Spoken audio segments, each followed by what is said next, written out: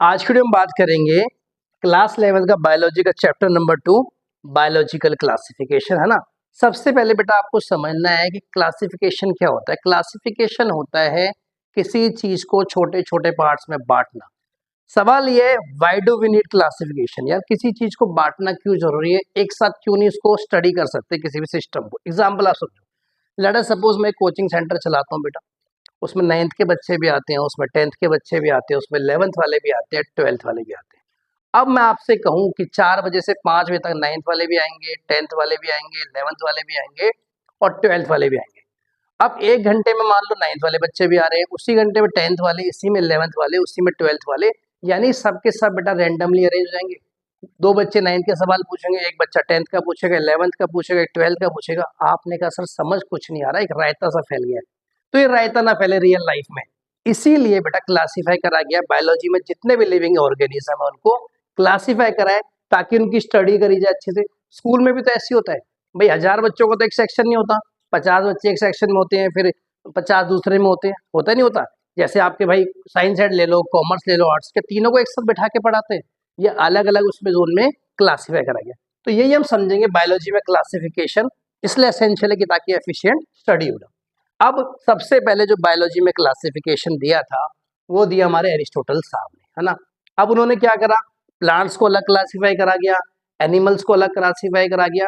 सबसे पहले मैं बात करता हूँ क्लासिफिकेशन बाय प्लांट्स। देखो प्लांट्स को उन्होंने 3 टुकड़ों में बांट दिया बेटा, हर्ब्स, श्रब्स और ट्रीज। तीनों के नाम आपने अच्छे से सुने होंगे।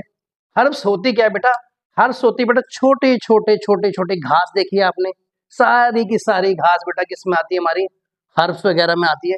जैसे मैं यहाँ पे एग्जांपल आपको लिखूं, कोरिएंडर, धनिया, देखा आपने धनिया का छोटा सा पेड़ पौधा होता है। तुलसी तो लगाते हैं घर घर में, देखो तुलसी होती है, आप उसमें सुबह पानी भी डालते हैं। तो ये एग्जाम्पल हो गया। हर्ब्स की कैरेक्टरिस्टिक होती है बहुत छोटी होती है बेटा, टिपिकली स्मॉलर, हैव फ्यू और नो ब्रांचेस, या तो उसमें ब्रांचेस होंगी। कभी घास में देखा आपने ब्रांचेस है, आप कहते हो इस घास की मैं टहनी तोड़ के लिया है, यस घास होती ना के बराबर होती है, होती तो बहुत कच्ची होती है, अगर होंगी भी तो। ये बात समझ आ गई। तो पहला पार्ट समझ है हर्ब्स। बाद में करूँ श्रब्स की बेटा।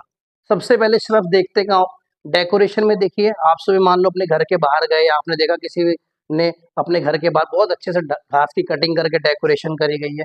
जैसे आप रास्ते में चलते, रोडों के आसपास भी घास की अच्छे से कटिंग होती है, वो हमारी श्रब्स होती हैं। कौन कौन से उसमें आते हैं, एग्जाम्पल में आपको दो, रोज आता है ना, रोज का प्लांट होता है, जैस्मिन आता है, ठीक है। इसकी कैरेक्टरिस्टिक होती है स्मॉल टू मीडियम साइज, और ये बड़ा इंपॉर्टेंट, 20 से 33 फीट टॉल। इन शॉर्ट आप इसको ये भी बोल सकते हो, ये छोटे पेड़ होते हैं जिनकी हाइट बेटा 20 से 33 फुट की टॉल होती है। हैविंग मोर ब्रांचेस, देखो हर्ब्स में कोई ब्रांच नहीं थी, श्रब में बेटा क्या है, ब्रांचेस हमारी ज्यादा होती है, ठीक है। तीसरी कैटेगरी उसने बांटी हमारी ट्रीज पे। ट्रीज तो आपको पता ही यार, पेड़, है ना। अब पेड़ की डेफिनेशन क्या है, पेड़ की डेफिनेशन ये है कि एक उसकी अच्छी खासी हाइट होनी चाहिए। अगर मैं आपको नाम, तो बेनियन ट्री आपने सुना होगा, या आपने पीपल का पेड़ भी सुना होगा। बेनियन ट्री की हाइट मेरी करीबन करीबन बेटा 100 फीट के अराउंड होती है, पीपल की कितनी होती है, 90 फीट। तो पहला क्लासिफिकेशन उसने बांटा प्लांट्स को, हर्ब्स, श्रब्स और ट्रीज। हर्ब्स जिनके बेटा हाइट कम होती है, श्रब्स की 20 से 33, और ट्रीज की जिनकी हाइट एक अच्छी खासी हाइट होती है। तो यहाँ उसने क्लासीफाई करा कि इसको प्लांट्स को। फिर उसे आया कि भाई एनिमल्स भी तो हैं, तो एनिमल्स को उसने 2 पार्ट में बांटा। एक बांटा उसने काट कहा इनेमा, और एक कहा एनिमा। देखो नाम से ना बेटा दोनों ही सेम लग रहे हैं, आपको याद रखना कि भाई ई और ए का फर्क है, इनेमा एनिमा।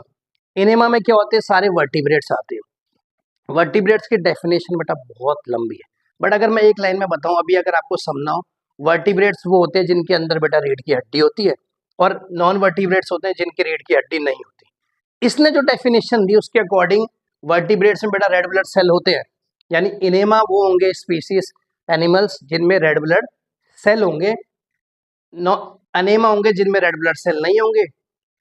वर्टिब्रेट्स के जितने मर्जी एग्जांपल लिख दो, सारे ह्यूमन बींग लिख दो बेटा, फिशेज लिख दो, बर्ड्स लिख दो, रेप्टाइल लिखो, जिन जिन में भी हमारी रीढ़ की हड्डी है। नॉन वर्टिब्रेट की बात करूं तो आप थोड़े नॉन वर्टिब्रेट अलग से नाम आएंगे, हो सकता है आपने, क्योंकि आप जस्ट 11th में आओ, ये नाम कभी सुने भी ना बेटा। स्पॉन्जिस सुना होता है, निडेरिया, मोलस्का, ये सारे के सारे क्या आएंगे, नॉन वर्टिब्रेट्स। नेक्स्ट क्लासिफिकेशन दिया हमारा कैरोलस लिनेस ने, 1707 से 1778 तक ये रहे। अच्छा, इन्हें बेटा फादर ऑफ टेक्सोनॉमी कहता है। एक नंबर का क्वेश्चन आ सकता है, हु इज नोन है फादर ऑफ टेक्सोनॉमी, तो आप लिखेंगे केरलस लेना, यस ठीक है, स्पेलिंग ध्यान से लिख लेना बेटा, ठीक है। टेक्सोनॉमी होती क्या बेटा? टेक्सोनॉमी होती है बेटा, नॉमी मतलब होती है स्टडी, है ना, तो टेक्सोनॉमी होती है science of classification is known as taxonomy.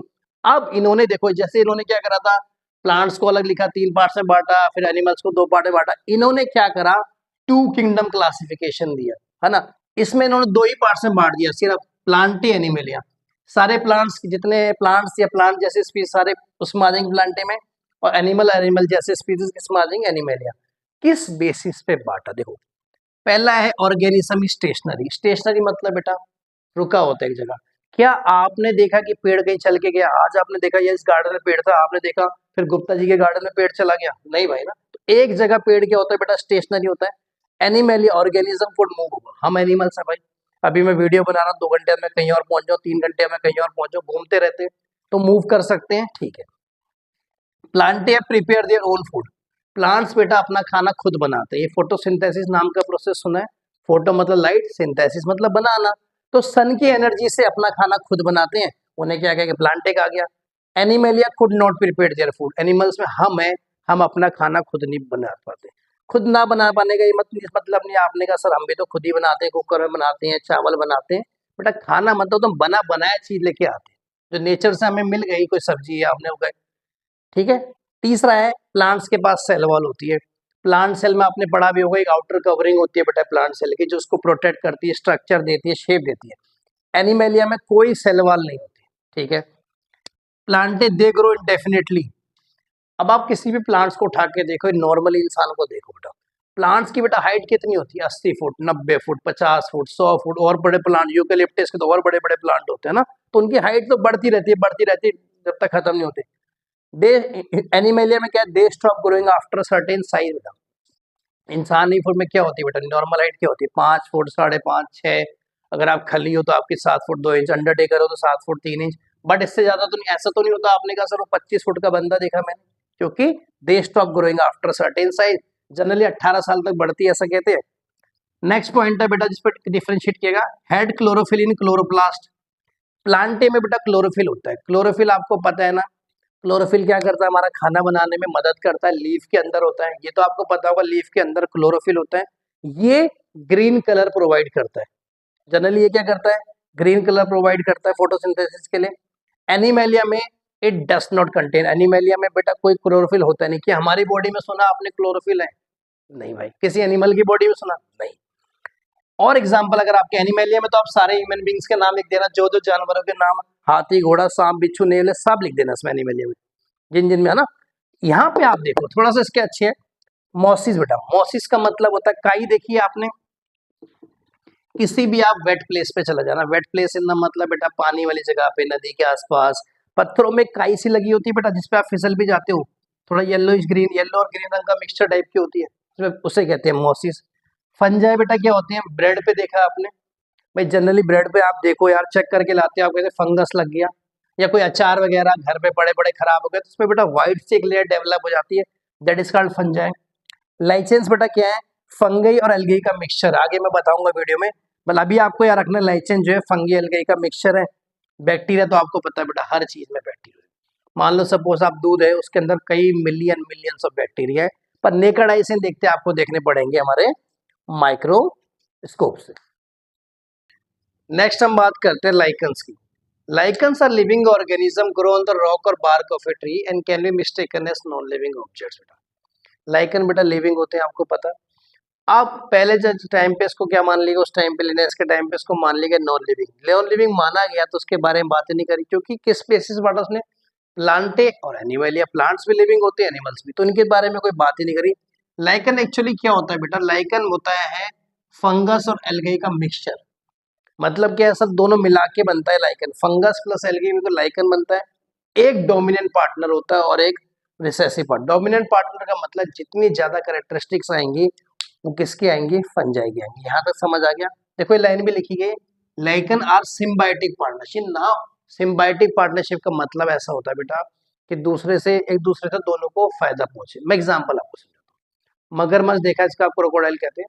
कई बार आपने देखा होगा यार, मगरमच्छ के ना ऐसा मुंह खुला रहता है, अगर आपने देख गए हो या मगरमच्छ देखा हो, उसमें एक चिड़िया आती है, उसके मुंह में से जितने भी वो कीड़े काड़े सब खा जाती है। अब देखो चिड़िया का क्या फायदा हुआ, उसको खाने को मिला।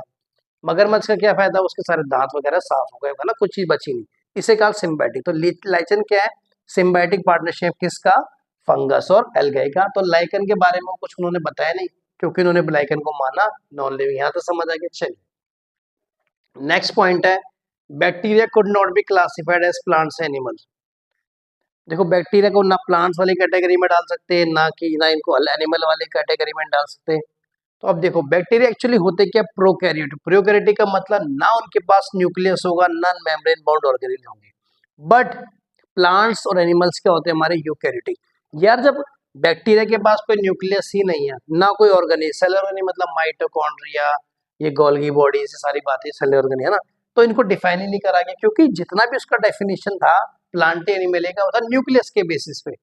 और उन स्पीसीज का क्या जिनके पास न्यूक्लियस है नहीं, ये भी बात समझ आ गई। तो बैक्टीरिया को भी नहीं डिफाइन करा। आगे देखो, prokaryotic and eukaryotic have been put together, दोनों को एक साथ रख दिया गया। मतलब जिनमें न्यूक्लियस होगा उनको भी एक साथ रखा गया, जिनमें नहीं होगा उनका भी होगा। अब आप प्रोकैरियोट यूकैरियोटिक का मतलब क्या होता है, दोनों सेल से बेटा। प्रोकैरियोटिक अनडेवलप्ड होते हैं, यूकैरियोट डेवलप होते हैं। और मैं आपसे आसान भाषा में समझाऊं कि कोरोना वायरस का नाम सुना है, that is prokaryote undeveloped virus. Eukaryotic fully develop. Prokaryotic में देखो जब डेवलप्ड ही नहीं है ना, तो इसमें क्या होगा, कोई माइटोकॉन्ड्रिया नहीं होगा। माइटोकॉन्ड्रिया खाना बनाने में मदद करता है। यूकैरियोटिक बेटा डेवलप्ड होता है। हम लोग किस में आते हैं, हम लोग गाय भैंस जानवर जितने भी सब के सब क्या है, यूकैरियोटिक। तो इन्होंने क्या अलग से उसके बारे में कुछ नहीं लिखा गया। नेक्स्ट पॉइंट है, unicellular multicellular organism have been put together. जिन ऑर्गेनिज्म में एक सेल था उनको भी एक नहीं माना गया, जिनमें कई सारे सेल थे उनको बेटा एक साथ रखे। जैसे बैक्टीरिया देखो यूनिसेलुलर था, है ना, कई ये यूग्लिना था, ये यूनिसेलुलर था, सबको एक ही कैटेगरी में उन्होंने रख दिया। तो ये 8 ड्रॉबैक्स थे या फिर उसमें कमियां थी, जिसकी वजह से आगे चल के फिर हमारे पास क्या आएगा बेटा, हमारे पास आएगा 5 किंगडम क्लासिफिकेशन।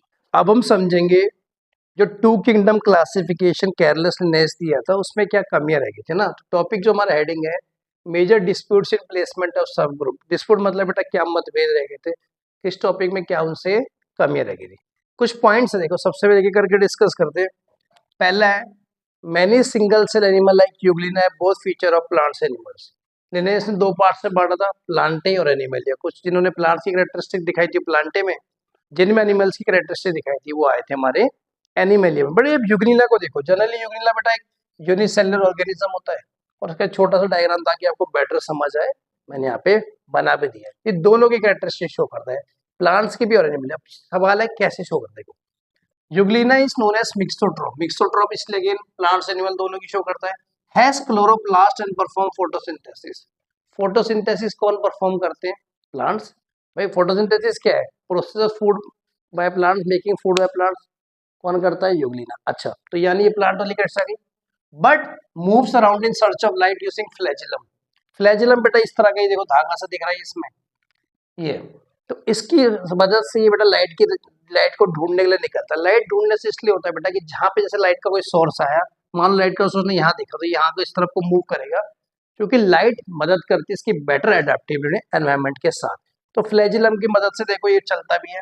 अब चल रहा है यानी इसे कहते हैं लोकोमोशन। चलते कौन है, एनिमल्स। तो देखो दोनों कैरेक्टरिस्टिक शो कर रहा है। एक तो उसमें बेटा देखो क्लोरोप्लास्ट भी फोटोसिंथेसिस परफॉर्म कर रहा है, दूसरा फ्लैजिला से ये चल के भी जा रहा है। दोनों कैरेक्टरिस्टिक शो कर रहा है, बट इसका कहीं पे कोई जिक्र नहीं था कि प्लांटे में डालने इसको कि एनिमेलिया में जाने। समझ आ गया, ठीक है। सेकंड पॉइंट है मेरा, some unicellular organism like limelight lack a cell wall in the process shape but develop in the bud during process. अब जब सेल वॉल किस में होती है, प्लांट्स में, तो देखो वेजिटेटिव स्टेज में जब इसके पास क्या होती है, सेल वॉल नहीं होती, लैक मतलब नहीं होती, बट रिप्रोडक्टिव स्टेट में होती है। अगेन ये भी प्लांट एनिमल दोनों का कैरेक्टरिस्टिक शो कर रहा है, इसके बारे में कुछ नहीं मेंशन नहीं था। नेक्स्ट हम बात करते हैं लाइकन्स की। Lichens are living organism grow on the rock और bark of a tree and can be mistaken as non living objects. बेटा लाइकन बेटा लिविंग होते हैं, आपको पता। अब पहले जब टाइम पे इसको क्या मान लिया, उस टाइम पे लिनेस के टाइम पे इसको मान लिया नॉन लिविंग। नॉन लिविंग माना गया तो उसके बारे में बातें नहीं करी, क्योंकि किस बेसिस पर उसने प्लांटे और एनिमल, या प्लांट्स भी लिविंग होते हैं एनिमल्स भी, तो इनके बारे में कोई बात ही नहीं करी। लाइकन एक्चुअली क्या होता है बेटा, लाइकन होता है फंगस और एल्गाई का मिक्सचर। मतलब क्या है, सब दोनों मिला के बनता है लाइकन। फंगस प्लस एल्गी में तो लाइकन बनता है। एक डोमिनेंट पार्टनर होता है और एक रिसेसिव पार्ट। डोमिनेंट पार्टनर का मतलब जितनी ज्यादा कैरेक्टरिस्टिक्स आएंगी वो किसकी आएंगी, फंजाई की आएंगी। यहाँ तक समझ आ गया। देखो ये लाइन भी लिखी गई, लाइकन आर सिम्बायोटिक पार्टनरशिप ना। सिम्बायोटिक पार्टनरशिप का मतलब ऐसा होता है बेटा कि दूसरे से, एक दूसरे से दोनों को फायदा पहुंचे। मैं एग्जांपल आपको समझाता हूँ। मगरमच्छ देखा है, इसका आप क्रोकोडाइल कहते हैं। कई बार आपने देखा होगा यार, मगरमच्छ के ना ऐसा मुंह खुला रहता है। अगर आपने देख गए हो या मगरमच्छ देखा हो, उसमें एक चिड़िया आती है, उसके मुंह में से जितने भी वो कीड़े काड़े सब खा जाती है। अब देखो चिड़िया का क्या फायदा हुआ, उसको खाने को मिला। मगरमच्छ का क्या फायदा, उसके सारे दांत वगैरह साफ हो गए, है ना, कुछ चीज बची नहीं। इसे कहा सिम्बायोटिक। तो लाइचन क्या है, सिम्बायोटिक पार्टनरशिप किसका, फंगस और एल्गाई का। तो लाइकन के बारे में कुछ उन्होंने बताया नहीं, क्योंकि उन्होंने लाइकन को माना नॉन लिविंग। यहाँ तो समझ आ गया। चलिए नेक्स्ट पॉइंट है, bacteria could not be classified as plants animals. देखो बैक्टीरिया को ना प्लांट्स वाली कैटेगरी में डाल सकते हैं, ना इनको एनिमल वाली कैटेगरी में डाल सकते हैं। तो अब देखो बैक्टीरिया एक्चुअली होते क्या, प्रोकैरियोटिक। प्रोकैरियोटिक का मतलब ना उनके पास न्यूक्लियस होगा, ना मेम्ब्रेन बाउंड ऑर्गेनेल होंगे। बट प्लांट्स और एनिमल्स क्या होते हैं हमारे, यूकैरियोटिक। यार जब बैक्टीरिया के पास कोई न्यूक्लियस ही नहीं है, ना कोई ऑर्गेनेल, सेल ऑर्गेनेल मतलब माइटोकॉन्ड्रिया, ये गोल्गी बॉडी, ये सारी बातें सेल ऑर्गेनेल है ना। तो इनको डिफाइन ही नहीं करा गया, क्योंकि जितना भी उसका डेफिनेशन था प्लांट एनिमल का, वो था न्यूक्लियस के बेसिस पे। और उन स्पीसीज का क्या जिनके पास न्यूक्लियस है नहीं, ये भी बात समझ आ गई। तो बैक्टीरिया को भी डिफाइन करा। आगे देखो, prokaryotic and eukaryotic have been put together, दोनों को एक साथ रख दिया गया। मतलब जिनमें न्यूक्लियस होगा उनको भी एक साथ रखा गया, जिनमें नहीं होगा उनका भी होगा। अब आप प्रोकैरियोट यूकैरियोटिक का मतलब क्या होता है, दोनों सेल से बेटा। प्रोकैरियोटिक अनडेवलप्ड होते हैं, यूकैरियोट डेवलप होते हैं। और मैं आपसे आसान भाषा में समझाऊं कि कोरोना वायरस का नाम सुना है, that is prokaryote undeveloped virus. Eukaryotic fully develop. Prokaryotic में देखो जब डेवलप्ड ही नहीं है ना, तो इसमें क्या होगा, कोई माइटोकॉन्ड्रिया नहीं होगा। माइटोकॉन्ड्रिया खाना बनाने में मदद करता है। यूकैरियोटिक बेटा डेवलप्ड होता है। हम लोग किस में आते हैं, हम लोग गाय भैंस जानवर जितने भी सब के सब क्या है, यूकैरियोटिक। तो इन्होंने क्या अलग से उसके बारे में कुछ नहीं लिखा गया। नेक्स्ट पॉइंट है, unicellular multi organism have been put together. जिन ऑर्गेनिज्म में एक सेल था उनको भी एक नहीं माना गया, जिनमें कई सारे सेल थे उनको बेटा एक साथ रखे। जैसे बैक्टीरिया देखो यूनिसेल्युलर था, है ना, कई ये यूग्लिना था, ये यूनिसेल्युलर था, सबको एक ही कैटेगरी में उन्होंने रख दिया। तो ये 8 ड्रॉबैक्स थे या फिर उसमें कमियां थी, जिसकी वजह से आगे चल के फिर हमारे पास क्या आएगा बेटा, हमारे पास आएगा 5 किंगडम क्लासिफिकेशन। अब हम समझेंगे 5 किंगडम क्लासिफिकेशन के बारे में। जब 2 किंगडम क्लासिफिकेशन में काफी सारी कमियां लगी, तो 1969 में विटेकर नाम के साइंटिस्ट जो है ये लेके आया हमारा 5 किंगडम क्लासिफिकेशन। अब इस 5 किंगडम क्लासिफिकेशन में कौन कौन से किंगडम आते हैं, मोनेरा, प्रोटिस्टा, फंजाई, प्लांटे और एनिमल। अच्छा आपको याद कैसे करना है बेटा, इसको याद करने की ट्रिक इस तरह से कि अगर आपको अपने फैमिली के बारे में पता है तो ट्रिक आप बहुत आसानी से समझ आएगी। देखो सबसे पहले एक फैमिली में कौन होती है, मम्मी होती है। एम से मम्मी, तो एम से क्या है मेरा, मोनेरा, ठीक है। मम्मी के बाद पी से पापा, तो पी से क्या है मेरा, प्रोटिस्टा। तीसरा होता है फ्रेंड्स जो होते हैं, देखो आजकल तो फ्रेंड्स तो पार्ट ऑफ फैमिली होते हैं। तो एफ से फ्रेंड्स लिख दिया आपने, तो एफ से आ गया फंजाई। बी से आपने पेट लिखा। पेट जनरली देखो जो भी पालतू जानवर आप पालते हो, जैसे डॉग पालते हो, कैट पालते हो, तोता पालते हो, हॉर्स पालते हो, तो पी से पेट, पी से प्लांटेलिया।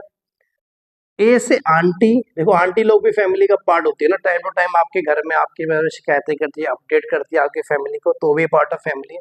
तो ए से आंटी, ए से एनिमल है। बात समझ गई कैसे करना है, एक बार दोबारा रिपीट करता हूँ। एम से मम्मी, एम से मोनेरा, पी से पापा यानी पी से प्रोटिस्टा, एफ से फ्रेंड्स यानी एफ से फंजाई, पी से पेट यानी पी से प्लांटे, ए से आंटी यानी ए से एनिमल, यानी 5 किंगडम में इनके बारे में जाना। अब ये क्लासिफिकेशन किस बेसिस पे हुआ, किस आधार पे बांटा तो गया 5 तरह से, पर किस आधार पर बांटा गया। पहला है it is based on the following, पहला है कॉम्प्लेक्सिटी ऑफ सेल स्ट्रक्चर, उसका सेल का स्ट्रक्चर है, सेल के बेसिस किस तरह से, क्या वो प्रोकैरियोटिक है, क्या वो यूकैरियोटिक है। यूकैरियोटिक में ट्रू न्यूक्लियस होता है, प्रो में नहीं होता। ह्यूमन बींग्स यूकैरियोटिक होते हैं। सेकंड है कॉम्प्लेक्सिटी ऑफ ऑर्गेनिज्म की बॉडी, ऑर्गेनिज्म की बॉडी किस तरह बनी, क्या वो एक सेल से बनी यानी सिंगल सेल है, या फिर वो एक से ज्यादा सेल से बनी यानी कि मल्टी सेलर है। तीसरा पार्ट क्लासिफिकेशन है, मोड ऑफ किस तरह से वो खाना ऑब्टेन करता है, क्या वो ऑटोट्रॉफ है या फिर वो हेटरोट्रॉफ है। ऑटोट्रॉफ क्या करते हैं, ऑटोट्रॉफ अपना खाना, वर्ड ऑटो का मतलब ही सेल्फ होता है ना भैया, आप ऑटो रिक्शा चलाते हैं, क्या ऑटो का मतलब क्या है, सेल्फ, है ना। कहते हैं आप ऑटो पायलट मोड में प्लेन को लगा दिया, अपने आप चलता रहा, ऑटो मतलब खुद ब खुद। तो जो अपना खाना खुद ब खुद बनाते हैं, जैसे ग्रीन प्लांट्स की बात करो, वो अपना खाना खुद बनाते हैं, हम लोग ग्रीन प्लांट्स पे डिपेंड है, तो हम क्या कहलाएंगे, हेटरोट्रॉफ। यहाँ तक समझ आ गई। अब जो 5 किंगडम थे उनके बारे में एक एक लाइन जान लेते हैं, फिर आगे मैं इसके आगे डिटेल बताऊँ। मोनेरा में कौन से आते हैं, यूनिसेलर प्रोकैरियोट्स, वो प्रोकैरियोट जो यूनिसेलर इसमें सिंगल सेल हो। प्रोटिस्टा में वो वो आते हैं यूकैरियोट्स जो यूनिसेलर हो, मतलब मोनेरा में यूनिसेलर प्रोकैरियोट, प्रोटिस्टा में यूनिसेलर यूकैरियोट। फंजाई में क्या आते हैं, यूनिसेलर और मल्टीसेलर यूकैरियोट्स विदाउट क्लोरोफिल। बात समझ आ गई। हेटरोट्रॉफिक मेनली सेप्रोट्रॉफिक, वो यूनिसेलर सेल्स या मल्टीसेलर यूकैरियोटिक सेल्स जिनमें क्लोरोफिल नहीं होगा, जनरली सेप्रोट्रॉफिक होते हैं। सेप्रोट्रॉफिक का मतलब डेड एंड डिकेइंग मैटर पे डिपेंड करते हैं। प्लांटे में क्या आएंगे, multicellular eukaryotic containing chlorophyll. Obviously Plantae का मतलब अगर आप थोड़ा देसी भाषा में समझो, भूल जाओ से, प्लांटे मतलब आप जनरली प्लांट्स कहते हो। प्लांट की बॉडी में क्या क्या होता है बेटा, क्लोरोफिल होता है। ऑटोट्रॉफिक होते हैं, अपना खाना खुद बनाते हैं। सेल्स विद सेल वॉल होती है, प्लांट में सेल वॉल होती है, एनिमल में नहीं होती। अब एनिमेलिया को देखो, जनरली एनिमेलिया का मतलब एनिमल समझते हैं यहाँ पे। एनिमेलिया का मतलब एक से ज्यादा सेल होगा। यूकैरियोटिक होते हैं, मैंने आपको पहले ही बताया, सारे ह्यूमन बींग्स एनिमल यूकैरियोटिक होते हैं। हेटरोट्रॉफिक मतलब दूसरे पे डिपेंड होंगे। Cells without cell wall, obviously बात है बेटा, प्लांट वालों में क्या होती है, सेल वॉल होती है, एनिमल वाल नहीं होती, है ना। विदाउट सेल वॉल, और ऑब्वियसली बात अगर सेल वॉल नहीं है तो क्लोरोफिल भी नहीं। अब हम समझेंगे पहले किंगडम मोनेरा के बारे में ना। मोनेरा क्या होता है, सबसे पहला पॉइंट देखिए, इट कंटेन्स ओनली बैक्टीरिया। खाली जितने भी बैक्टीरिया हैं, जिस भी बैक्टीरिया का आपने नाम सुना हो, सारे के सारे किस में आते हैं, मोनेरा में। It contains only bacteria acids में। Most abundant micro organism, obviously बात है कि सबसे ज्यादा, हर जगह देखो यार, हर जगह बैक्टीरिया ही पाए जाते हैं। तो सबसे एबंडेंट मतलब बहुत प्लेंटीफुल मात्रा में, बहुत ज्यादा मात्रा में। यार स्मॉलेस्ट, सबसे छोटे होते साइज में, आपको पता है माइक्रो, नेकड आई से दिखते भी नहीं, माइक्रोस्कोप से देखने पड़ते हैं।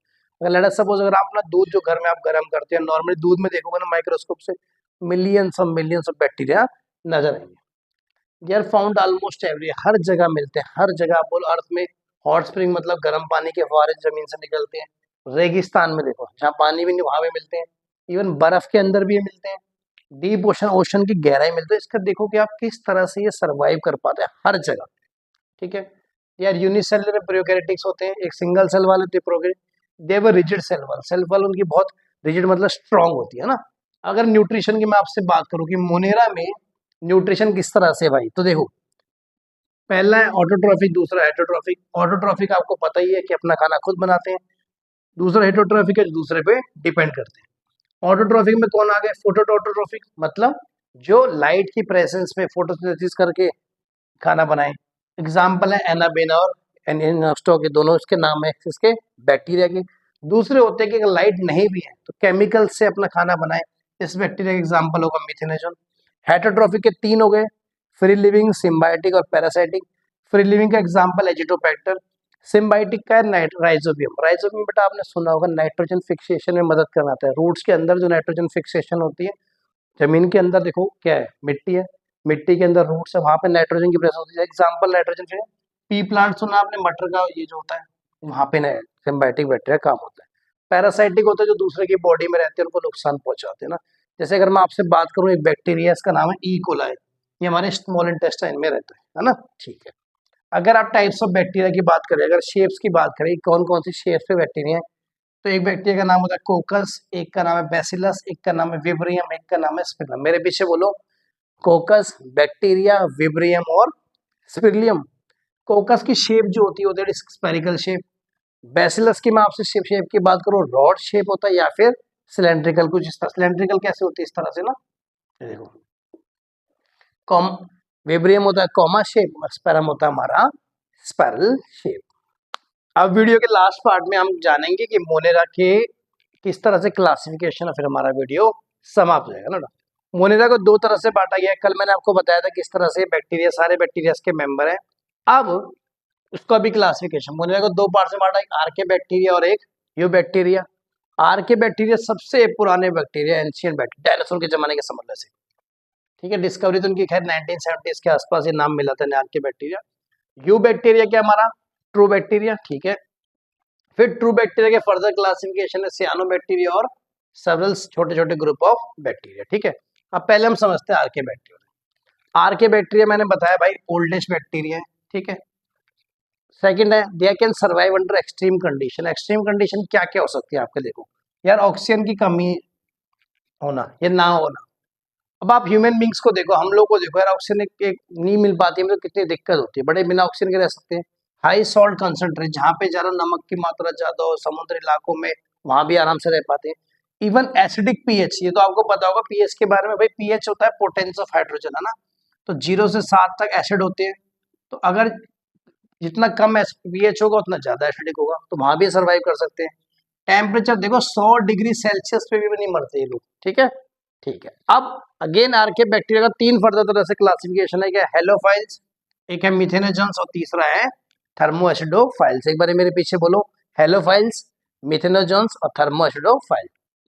हेलोफाइल्स वो होते हैं जो एक्सट्रीमली सॉल्ट एरियाज में रह पाते हैं, जहां पे मैंने अगेन बताया समुद्र के पास। मिथेनोजन्स जनरली सेकंड होते हैं जो वो मार्शी एरिया में रहते हैं, और ये अकेले बैक्टीरिया हैं जो बेटा मीथेन गैस प्रोडक्शन में मदद करते हैं। मीथेन आपको पता है ना, मार्स गैस से कहते हैं, बायोगैस भी CH4 इसका फॉर्मूला होता है, हाँ जी। मार्शी एरिया मतलब वही दलदल टाइप, जहाँ पे चिपचिपा टाइप पानी भी हो, रेत भी हो, मिट्टी भी हो, एक साथ मिक्स करना, उसे कहते हैं। कहाँ मिलते हैं, they are found in gut of ruminant element. Ruminant elements के गट में। रूमिनेंट एलिमेंट्स क्या होते हैं, जो गाली करते हैं। जैसे आपने गाय को देखा हो, जब कई देर खा लेती फिर मुंह चलाती रहती चलाती रहती, खाना खाने के बाद भी आधे घंटे 1 घंटे ऐसी फैलो भी करती है, तो उनके गट में मिलता है। तीसरा part classification archaebacteria का हमारा है थर्मोएसिडोफाइल, यानी हॉट स्प्रिंग बेटा, organism which are able to survive low pH and high temperature. वही अगेन हॉट स्प्रिंग बेटा, यानी जमीन से जहाँ पानी के देखो फवारे गरम गरम मिल, फवारे निकल, पानी निकल रहा जमीन से, लो पीएच में सर्वाइव कर सकते हैं। हाई टेम्परेचर, लो पीएच का मतलब क्या है, ज्यादा एसिडिक है। हाई टेम्परेचर में, तो तीनों कैटेगरी किसकी हो गई हमारी, आर के बैक्टीरिया की। समझ आ गई, यानी ये वाला पार्ट हमने पढ़ लिया मोनेरा का। फिर यू बैक्टीरिया को रियल बैक्टीरिया कहा गया। इसमें जो क्लासिफिकेशन है वो हमारा सियानो बैक्टीरिया। सियानो बैक्टीरिया क्या हो, देखो cyano bacteria they are also known as blue green algae. ये बड़ा इंपॉर्टेंट बात है कि इनको क्या कहा जाता है, ब्लू ग्रीन एल्गी। 1 नंबर में पूछ सकते हैं आपसे कि what is the name of blue green algae, तो आपने लिखना है सियानो बैक्टीरिया। दे हैव क्लोरोफिल, में क्लोरोफिल होता है, ठीक है। Often form blooms in polluted water. What is bloom बेटा, ब्लूम होता है बेटा कि एक जगह से ऐसे इकट्ठा हो जाना, जहाँ यहाँ पे अगर आपको एक लाइन में मतलब सा ना, ब्लूम मतलब बहुत ज्यादा एल्गी की ग्रोथ हो जाना। बहुत ज्यादा एल्गी की ग्रोथ होगी तो बायोकेमिकल ऑक्सीजन डिमांड करके एक चीज होती है, मतलब क्या करता है एल्गी जो ऑक्सीजन ले लेता है। अगर आप मानो समझो पानी में वैसे ही कम ऑक्सीजन है, मछलियां भी रहती हैं, छोटे छोटे पौधे भी रहते हैं, छोटे छोटे कीड़े भी रहते हैं, सबको ऑक्सीजन चाहिए ना। तो ये क्या करता है, एल्गी ब्लूम बना लेता है अपने बहुत सारे, तो ऑक्सीजन खींच लग जाता है, किससे, खुद को इस्तेमाल कर जाता है। तो जो भी ऑर्गेनिज्म पानी में रहते हैं, मछली वगैरह, उनके लिए ऑक्सीजन कम हो जाती है, जिसकी वजह से पानी टॉक्सिक भी हो सकता है, फिशेस की डेथ भी हो सकती है। कौन करता है ये, cyano. Cyano bacteria can fix atmospheric oxygen. Atmospheric nitrogen को फिक्सेशन में मदद करते हैं। कोई भी होस्ट होता है उसको नाइट्रोजन प्रोवाइड करते हैं, बदले में उससे कार्बोहाइड्रेट्स वगैरह लेते हैं। एग्जाम्पल की बात करूं तो मैं नॉस्टॉक और एनेवेना, ठीक है। अब यू बैक्टीरिया का दूसरा क्लासिफिकेशन है वो है बैक्टीरिया नॉर्मली बैक्टीरिया, माइक्रोस्कोपिक होते हैं, यूनिसेलुलर होते हैं, प्रोकैरियोटिक होते हैं, ठीक है। बात समझे, एक बार शॉर्टकट में दोबारा आपको एक बार हल्का सा 2 मिनट में रिवाइज करूं। हमने बोला कि मुनेरा मतलब सारे बैक्टीरिया पढ़े थे हमने, ठीक है। अब यहाँ 2 तरह से आर के और यू। आर के वाले को कहेंगे एंशिएंट बैक्टीरिया, यू को कहेंगे ट्रू बैक्टीरिया। आर के बैक्टीरिया ओल्डेस्ट है, सब एक्सट्रीम कंडीशन है। फिर अगेन आर के बैक्टीरिया को 3 पार्ट्स में बांटा, halophiles, methanogens, thermo. Halophile extreme saline condition, methanogens marshy areas, thermo hot spring में, ठीक है। फिर ये अलग क्लासिफिकेशन पूरा हुआ। तो eubacteria and true bacteria, cyano bacter, और इसमें सियानो को क्या कहते हैं, ब्लू ग्रीन एल्गी कहते हैं, क्लोरोफिल होता है, ब्लूम बनाते हैं, और इसका एग्जांपल मैंने आपको बताया नॉस्टॉक और एनावेना। इस वीडियो में इतना करेंगे, इससे आगे मिलते हैं नेक्स्ट में। जय हिंद, वंदे मातरम।